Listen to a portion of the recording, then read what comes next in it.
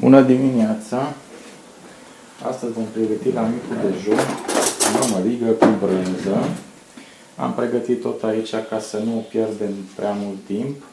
Am prăjit niște slănină cu șuncă și mămăliga e acolo, brânză frământată.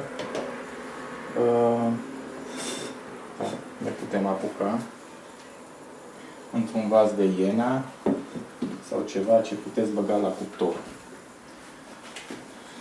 Mămăliga, cred că toată lumea știe să facă mămăligă. Punem un strat de mămăligă, smântână, ca să putem întinde.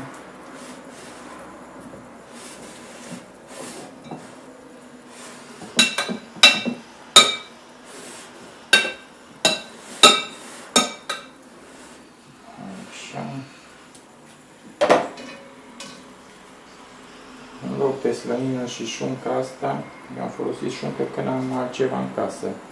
De obicei pun bacon.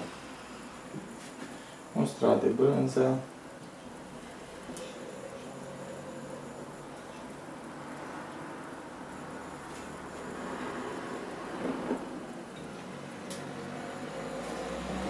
Un strat de mămăligă.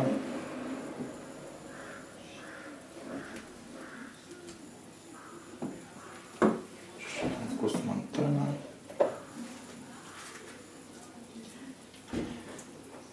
Foarte ușor de făcut, nu durează mult. Timp de preparare, cred că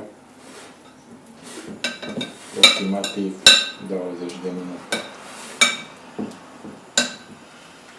Așa. Șuncă.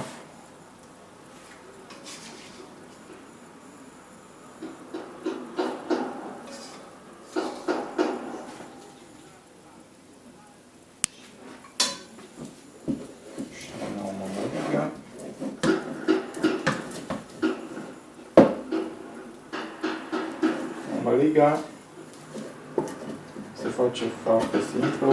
Punem apă la fiert cu sare. Când începe să fiarbă apa, adăugăm făina de mălai și mestecăm în continuu până când se face așa pe oală o pușghiță și mămăliga se desprinde ușor de fundoale.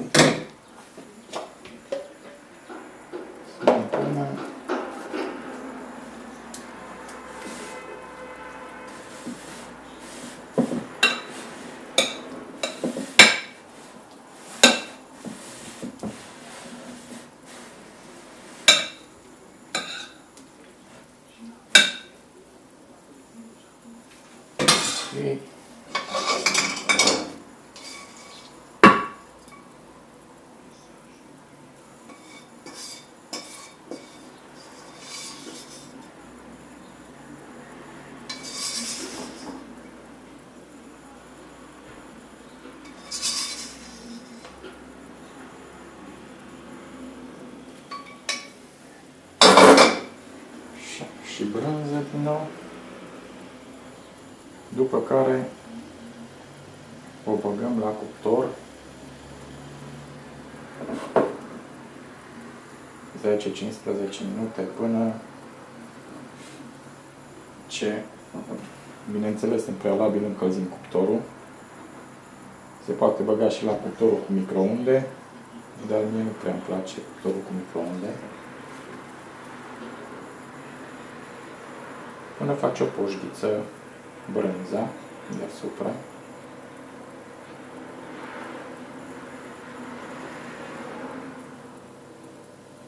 Ok. Băgăm la cuptor 10-15 minute și asta e mămăliga cu brânză pentru micul dejun. Vă doresc poftă bună!